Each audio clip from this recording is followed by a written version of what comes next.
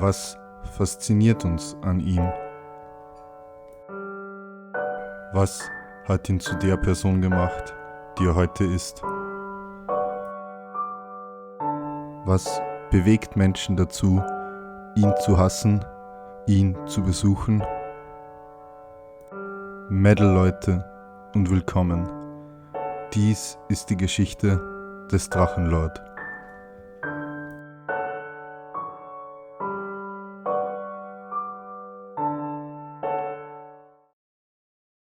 Am 10. September 2018 erschienen 2 weitere Einträge auf Rainers Blog, in denen er über seinen Alltag berichtete. Im Stream präsentierte er eine Zuckerwattemaschine, die er sich gekauft hatte. Dementsprechend erschien am 11. September das Video Ausgepackt, Zuckerwattemaschine echt süß. Dann begann Rainer, kurz nachdem er im Pool gewesen war, oberkörperfrei zu streamen. Auf dem Blog veröffentlichte er Schanzis Geschichte. Dabei handelt es sich um die Entstehungsgeschichte von Schanzi dem Jägerschwein, welche auch sexuelle Handlungen zwischen Schanzi dem Schwein und einer menschlichen Frau enthielt. An diesem Tag ließ auch die Kommission zur Ermittlung der Konzentration im Medienbereich, die KEK, in ihrer 239. Sitzung das Internet-Streaming-Angebot Drachenlord zu. Ein Ermittlungsverfahren gegen Rainer wegen versuchter gefährlicher Körperverletzung wurde eingestellt, da eine Strafe in einem anderen Verfahren zu erwarten war. Auch gab es an diesem Tag einen letzten Teamspeak-Leak, bevor der Server geschlossen wurde. Darin sprach Rainer über einen Hater, der angeblich bei ihm in der Nähe wohnte. Tatsächlich wird sich einer der Hater, wenn er hier noch ein einziges Mal auftaucht, ganz schön umschauen. Weil da stehe ich immer liegen vor der Tür. Ich weiß nämlich, wo der wohnt. Der wohnt 2 Ortschaften weiter von mir. Der ist so dumm, der parkt mitten vor seinem Haus öffentlich mit dem Auto, mit dem er 5-mal am Tag bei mir vorbeifährt. Also, Dümmer geht kaum noch. Dann beschimpfte er Hater, die ihn immer wieder auf sein Handy anriefen. Drecksau, Arschloch, Wichser, halt die Fresse, geh endlich arbeiten, such dir einen Job, sei ein produktives Mitglied der Gesellschaft, du armer Scheiße. Du auf der Tasche zu liegen, du kleines verbrämliches Würstchen. Alter. Ey, ohne Scheiß. Du bist echt die Schande der Gesellschaft und ich hasse es, dass meine Steuern dich durchführen. Rainer. Anschließend wurde Rainer gefragt, warum er Datumsangaben mit Kommata und nicht wie üblich mit Punkten trennte. Was ist wo, wie getrennt? Die Daten, also die 10.09.2018, das wird ja mit Punkt getrennt normalerweise. Ich trenne es mit Komma, weil es besser auffällt. Okay. Punkt siehst du, man. Es kommt immer auf die Schriftart, auf die Schriftgröße an. Aber Punkt, wie gesagt, ich sitze 2 Meter von meinem Bildschirm weg. Ich habe einen verflucht großen Bildschirm, weil ich meinen Fernseher als Bildschirm benutze. Das Problem daran ist aber, dass ich Punkte richtig sehe. Die sind zu klein. Und ein Komma war mir schon immer lieber. Außerdem habe ich für eine Datum. Außerdem habe ich das mit Komma gelernt tatsächlich, nicht mit Punkt. Also du siehst das einfach besser, dass wirklich getrennt ist, wenn du ein Komma machst, als ein Punkt. Ich finde, es sieht besser aus. Ich habe es so gelernt und ich sehe es besser. Dann erklärte er, bis jetzt keine der bei ihm eingeworfenen Fensterscheiben ausgetauscht zu haben. Wie viel hast du schon dafür ausgegeben, um Scheiben reparieren zu lassen? Ich will es nicht wissen, oder? Keinen Cent eigentlich bis jetzt. Ach, okay. Also noch gar nicht austauschen lassen dann, oder? Nee, noch nicht. War bisher noch nicht groß nötig. Ich muss jetzt zwar oben, jetzt vor dem Winter muss ich schauen, dass ich die Scheiben austausche, aber jetzt im Sommer war es nicht nötig, weil ist das die Scheiben, die eingeworfen haben, sind nicht nötig gewesen, die einzuwerfen, die auszutauschen, weil es nicht die Wetterseite ist. Eine Scheibe ist auf der anderen Seite kaputt, die hat man in meinem letzten Stream, glaube ich, gesehen, also in meinem vorletzten Stream, wo ich draußen im Garten gesessen war, am Pool. Die ist noch kaputt, das ist zwar die Wetterseite, aber da ist im Moment auch noch keine nötig gewesen, die auszutauschen. Die ist mir allerdings selber zu Bruch gegangen, also da muss ich mal schauen, da habe ich das was so eine Art Busch oder was. Und das ist kein Busch, das ist so ein Baum halt und den habe ich halt abgesäbelt und der ist mir dann voll in die Scheibe gekracht. Oh, scheiße. Also die müsste ich von der Versicherung bezahlt kriegen, muss ich mal schauen. Schließlich sprach er darüber, dass Teilnehmer am Schanzenfest bald mit Konsequenzen zu rechnen hätten. Glaub mir, es werden jetzt, ich denke in den nächsten Wochen werden nach und nach bei den Hatern oder bei den, die hier waren, nach und nach die Strafen eintrudeln.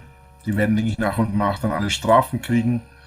Wird es in den nächsten 1-2 Wochen der Fall sein und da werden teilweise mehrere in mehreren 100 Euro Höhen bekommen. Ich glaube nicht, dass die es nochmal so aufziehen können. Hast du das eigentlich alles beobachtet, was da so abgegangen ist? Du hättest da vom Fenster aus das alles anschauen können? Alles nicht. Die Polizei hat immer wieder gesagt, ich soll so gut wie möglich unsichtbar sein. Hab mich zwar ein bisschen angekotzt, nicht weil ich das alles sehen wollte, weil ich bin ja nicht neugierig, aber also ich bin wirklich nicht neugierig, aber wollte trotzdem wissen, was los ist, weil schließlich geht es ja um mich und alles. Aber die Polizei meinte, ich soll mich halt nicht zeigen. Was ja logisch ist. Das schon interessiert. Was ja logisch ist, weil ich die ja sonst nur aufstachel. Ja. Aber ich habe mich trotzdem oben im Badezimmer mit dem Fernglas hingestellt und habe da mal runtergeschaut und alles. Ja. Aber ich durfte mein Haus. Im Prinzip war es, als wäre ich im Knast, ich durfte mein Grundstück nicht verlassen. Aber war Herr Müller auch am Start oder weiß man das? Keine Ahnung. Das mit Herrn Müller ist sowieso völliger Bullshit. Ich wusste nicht, dass die einen haben, der wirklich Müller heißt. Das ist so ein richtiges Meme geworden. Hieß der Typ, der wirklich da war, jetzt war das wirklich der oder was? Oder wie? Ich habe keine Ahnung, wie der geheißen hat. Ich meine, der... Ich weiß, wen du meinst. Nein, ich habe keine Ahnung, wie der geheißen hat. Ich kenne ein paar Leute mit dem Namen bei der Polizei. Ich wusste aber nicht mal, dass es einen Herrn Müller gegeben hat. Ich habe in dem Moment nur Herr Müller gesagt, weil ich so angepisst war und weil ich ihm in dem Moment einen Nein wirken wollte, weil mir das auf den Sack gegangen ist. Also war das wirklich so heißt oder? Es gab nie einen echten Müller. Nein, der Typ, den ich meine, heißt nicht Müller. Ja, der von... Am 12. September ging Rainers Computer kaputt, angeblich da er den USB-Killer, den jemand vor sein Haus gelegt hatte, unachtsamerweise an den Computer angeschlossen hatte. Am 15. September streamte Rainer dann mit dem Handy auf YouNow und gab als Grund für seine Abwesenheit in den letzten Tagen den kaputten PC an. Allerdings hatte er sich mittlerweile schon die Teile für einen neuen Computer bestellt. Auch hatte er wieder einmal seinen Scheinwerfer angeworfen, um nächtliche Besucher abzuschrecken. Als Rainer am 16. September streamte, behauptete er, sein PC sei spontan von selbst kaputt gegangen. Dann verteidigte er sich gegenüber des Chats, der Rainers Fähigkeiten im Zusammenbauen von PCs in Frage stellte.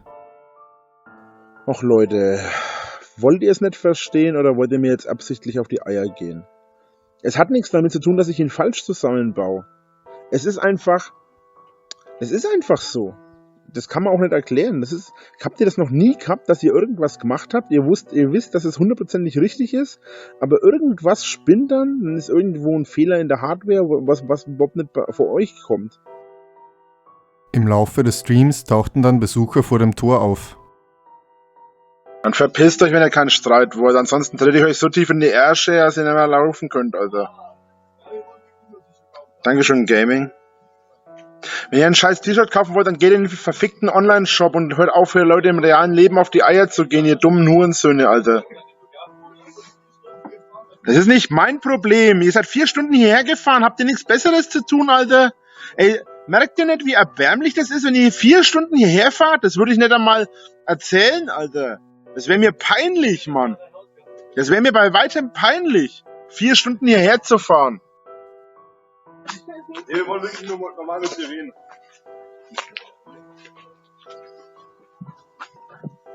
Schaut euch mal diese Milchgesichter an, Alter. Da wundert man sich echt nicht mehr.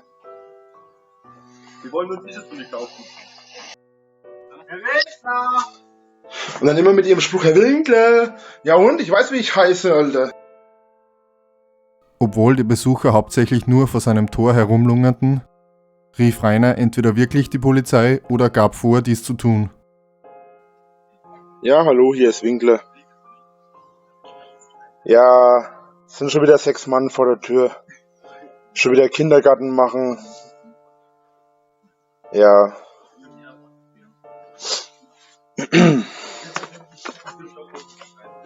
Ja, ich verstehe es nicht. Ja, genau. Ja, die Kollegen sind vor 5 Minuten vorbeigefahren, glaube ich. Aber da waren die noch nicht da, die sind erst kurz danach runtergelaufen. Ja. Sind sie, alles klar. Gut, danke, ne? Ciao. Oh, wisst ihr, und solche Idioten meinen ernsthaft, dass sie was Besseres sind. Ey, ich mein, wer hat denn ins Hirn geschissen und wer hat vergessen, bei denen auch noch das Hirn umzurühren danach, also? Leute, ich hätte die Polizei nicht anrufen können, weil das Handy ist überhaupt nicht am Funk angeschlossen. Das war nur eine Masche von mir, damit die abhauen. Auch nachts standen wieder Besucher vor Rainers Haus. Hurensohn, Alter!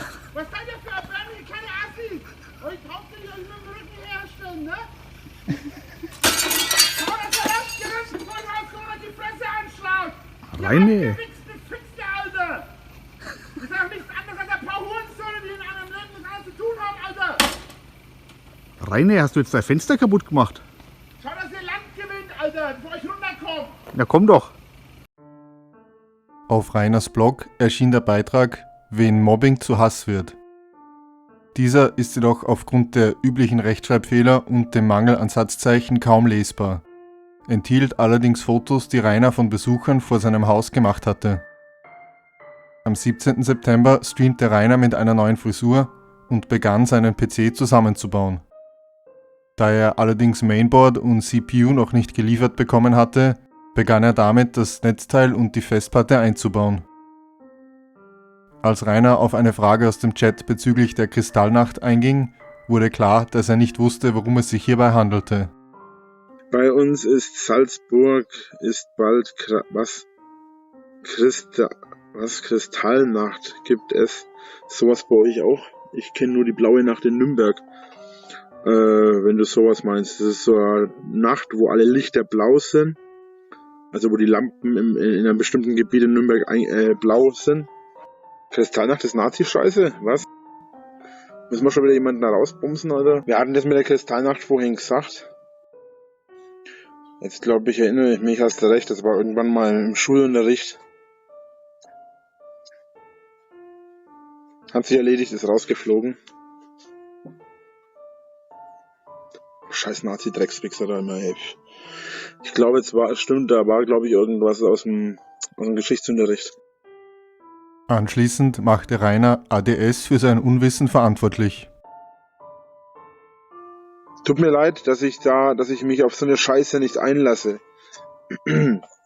Ich persönlich reagiere da nicht drauf, weil ich mich mit dem scheiß Hater-Zeug nicht, mit dem scheiß Nazi-Zeug nicht beschäftige und auch mir sowas nicht merken kann. Weil ich bin ein ADSler und Legastheniker und mit ADS vor allem ist es darauf bezogen, weil ich mich nur an das Zeug erinnere oder weil ich nur das Zeug im Kopf behalte, was mich interessiert. Und diese Scheiße mit Nazis interessiert mich einfach nicht und deswegen behalte ich das auch nicht im Kopf. Folglich tu mir bitte den Gefallen und tu nicht so altklug daherreden, weil ich habe mir das nicht gemerkt, weil es mich Punkt einfach nicht interessiert. So. Kannst ja mal mit ADS rumrennen, dann schauen wir mal an, wie viel Zeug du dich erinnerst, was dich nicht interessiert. Auch am 18. September war Rainers neuer PC Thema im Stream. Das Mainboard selber mache ich nicht, aus Sicherheitsgründen, weil ich habe mit Mainboards schon meine schlechten Erfahrungen gemacht. Das Mainboard schließt mein Kumpel an und den Rest mache ich dann selber. Und da brauche ich keine Anleitung dafür. Das habe ich nämlich, ich baue schon Computer zusammen, seit ich weiß nicht, 12, 14 Jahre alt bin ungefähr. Abends streamte er erneut und erhielt diesmal eine große Menge an Barren, also Geldspenden. In einem Blogpost schrieb Rainer über die Komponenten seines neuen Computers. Am 20. September baute Rainer seinen Pool ab und informierte die Zuseher, dass er sich nun eine Popcornmaschine bestellt hatte. Diese präsentierte er am 21. September im Stream. Stellen Sie das Gerät auf eine trockene, ebene und hitzebeständige Arbeitsfläche. Sollte passen.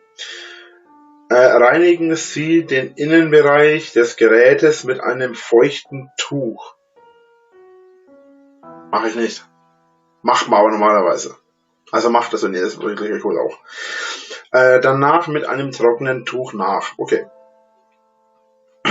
Haben wir gemacht.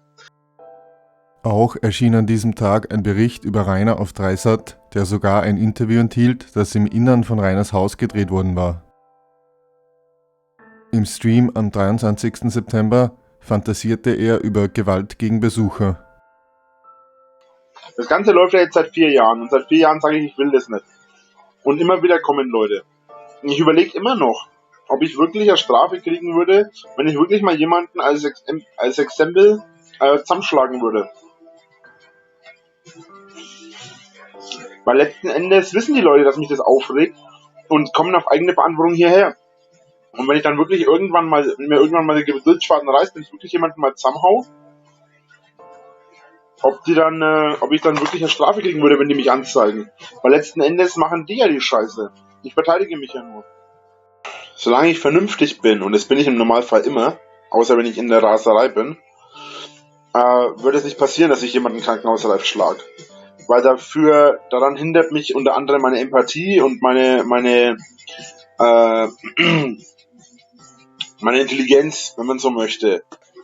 Und wenn es bei mir wirklich mal so weit ist, dass ich wirklich mal so weit bin, dass ich wirklich jemanden zusammenschlage, dann ist sowieso alles vorbei. Am 24. September erzählte Rainer im Stream, dass der Kumpel, der ihm beim Zusammenbauen des PCs hätte helfen sollen, leider keine Zeit hatte. Er berichtete, dass er die SSD zurückschicken würde und eine neue kaufen, da er fälschlicherweise glaubte, die SSD wäre nicht mit dem Mainboard kompatibel. An diesem Tag wurde eine neue Allgemeinverfügung für Altschauerberg erlassen, welche vermutlich die Besuche verringern bzw. beenden sollte. Ein Betreten-Verboten-Schild an der Burgruine wurde von den Hatern entstellt, sodass nun auf dem Schild stand, hier entsteht ein Freiluft-Ogergehege. Am 25. September erschien ein Blog-Eintrag, in dem Rainer seinen Irrtum beim PC-Zusammenbauen eingestand. Nachdem er die SSD bereits zurückgeschickt hatte, hatte er doch noch den Anschluss entdeckt. Dieser war einfach nur von der Grafikkarte verdeckt gewesen. Ein Foto vom momentanen Zustand des PCs konnte er nicht einfügen, da er den Blog-Eintrag auf seine Wii U verfasste. An diesem Tag war Rainer auf der Post gesichtet und heimlich fotografiert worden. Auch Rainers Handy war mittlerweile kaputt gegangen, somit würde er versuchen müssen, eine neue SSD über die Wii U zu bestellen. Am 28. September brachte ein Besucher einen selbstgebastelten Bannhammer mit. Rainer, wir haben das Geld gerechnet. Gib mal den Hammer jetzt.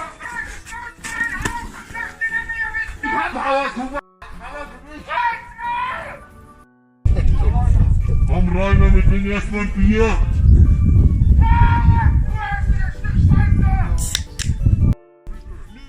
Ich hab dich nach deinem Lieblingseis gefragt. Du hast mich gebannt. Ich hab 5 Euro gezahlt.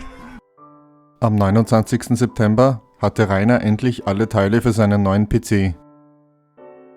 Als er am 30. September streamte, beschwerte er sich über merkwürdige Punkte in seinem Sichtfeld. Ich sehe gerade lauter Punkte. Ich habe ihn gerade schon dunkler gemacht. Ich sehe gerade lauter Punkte, als hätte ich in ein Licht geschaut. Aber das geht auch nicht weg. Passiert manchmal. Das ist mir noch nie, das ist mir im Leben noch nicht passiert. Ich habe normalerweise verflucht gute Augen. Ich bin nicht high, wovon soll ich heiß sein? Dauert. Ja, aber ich habe auch in kein Licht geschaut, oder? Aber das macht mir gerade echt Angst. Dann sprach Rainer über die Möglichkeit, dass ein Film über ihn gedreht werden könnte. Ja, also ich würde gerne wirklich einen Film über mich drehen, der ins Kino kommen kann, über mein Leben. Also im Idealfall wirklich ab dem Zeitpunkt, ab dem ich eingeschult wurde, bis zu dem Zeitpunkt, an dem wir uns mehr oder weniger jetzt befinden. Ich würde halt alles so erzählen, wie es tatsächlich war. Also aus meiner Sicht halt, wie ich das Leben halt so erlebt habe. Ne? Und ihr kennt es doch bestimmt aus einem Film, wenn einer da steht,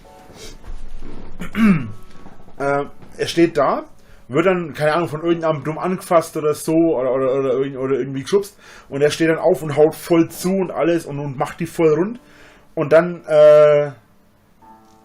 dann spult das Ganze zurück und dann sieht man nur noch, wie der geschubst wird. Und der denkt sich das ganz einfach, das ist einfach nur in seiner Einbildung passiert, in seiner Fantasie passiert.